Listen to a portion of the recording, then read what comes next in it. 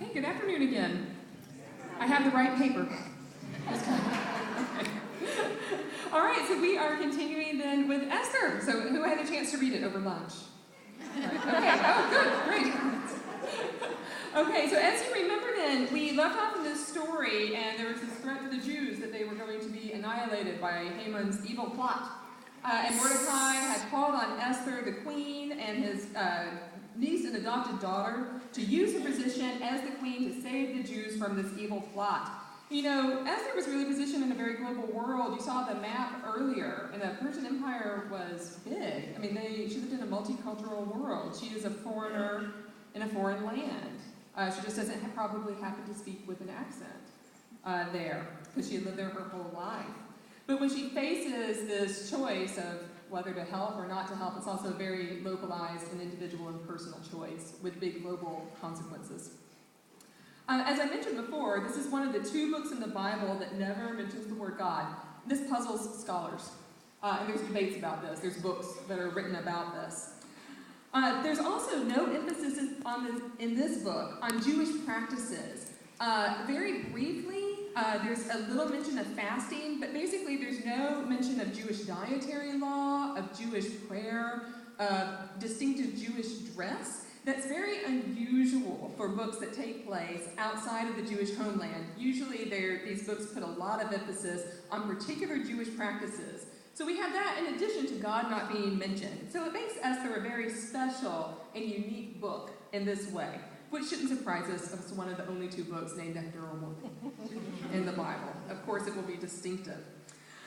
Probably the closest thing mentioned is when Mordecai tells Esther maybe she has risen to the position as a queen for such a time as this, indicates that maybe there's something divine at work, a bigger plan, and that she is in her position specifically for this, even though it doesn't really mention the word God. But this troubled later Jews. And when they read the book, it troubled them that the word God wasn't mentioned. And when they translated the Bible from Hebrew to Greek, which became the kind of national language of the world, international language of the world several centuries later, they added in some prayers that did mention the word God. So this would satisfy the religious community. So then they could use the book in religious synagogues and in religious settings. But we might see the lack of the mention of the word God in another way. Throughout this story, Esther has to hide who she is. And her fate depends on it when she becomes queen, on hiding her identity. So perhaps God is also lurking just beneath the pages of the story, waiting for us to gently turn the pages and find where God might be. So when we left off, Esther was poised to either reject Mordecai's challenge to help the Jews or to turn away and to maybe save herself. Of course, as we know, she's the heroine, so what do you think she's going to do? The right thing. She's going to say yes, right? So she says, yes, she will help her people. But she goes about it very carefully, which is probably wise, because let's remember what we know about her husband. You tell me. Not very bright. Yeah, not very bright and kind of impulsive and kind of an angry person from time to time, right? So she doesn't just go into this blindfolded. She bides her time, and she enters the courtroom, and the king does allow her to live. She requests that the king and the Haman both attend a banquet. And of course, what did we learn about banquets earlier? Something important is going to happen. So this is our ding, ding, ding, ding. So we know something significant will happen. This is also a book that is the basis of the Jewish celebration of Purim. And all my Jewish friends tell me that Purim is like Christmas for Christians. So, you know, we dress up little kids in bathrobes and ooh and ah over them, right, at Christmas pageants. The same thing happens at Purim. All the little kids dress up and the adults, they have a little pageant and everything. But my understanding is the adults go in the back and drink a lot of wine. And they read the entire book of Esther as the kids are acting it out. And every time the names Esther and Mordecai come up, people cheer and they yell and they shake bells and rattle keys. And every time the name Haman comes up, people boo and they hiss. So are you up for it? Yeah. Right. Okay, so we'll make this very festive. So this is what happens at the banquet, and Michelle is going to read it for us. So the king and Haman went into feast with Queen Esther. Yay! On the second day, as they were drinking wine, the king again said to Esther,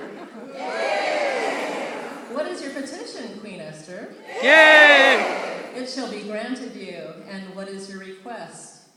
Even to the half of my kingdom it shall be fulfilled.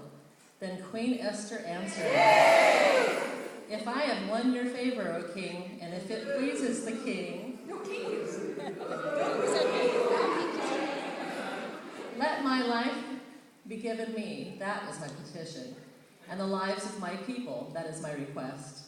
For we have been sold, I and my people, to be destroyed, to be killed, and to be annihilated.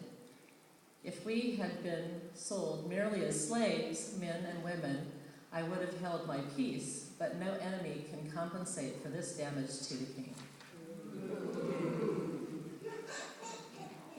I'm not sure it's good to boo the king. He has the power to grant a request. But we'll do it again tomorrow. You can feel free to boo Mordecai. Okay. All right, so Queen Esther dramatically at this banquet then makes her request, she makes her plea, and she even maybe over-embellishes a little bit. If you had only sold us as slaves, I would have been quiet. But the spread is even bigger than that.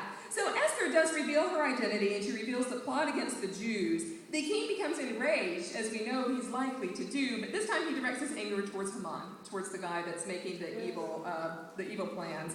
And ironically, Haman is put to death very quickly on the very gallows he had built for Mordecai, because when he was plotting against Mordecai. So the book has, yes, but you can boo, it's good. So the book has all these kind of twists and turns in it, and fateful endings. So in one clever action, Esther reveals her own identity and manages to reveal the plot that Haman hatched against the Jewish people. At the beginning of the story, the cards were really stacked against Esther. She's an orphan. She's never seen her homeland, her ancestral homeland. She's objectified in this beauty pageant. She's sexually victimized. She's taken to the king, and he sleeps with her before he decides that he likes her enough to make her queen.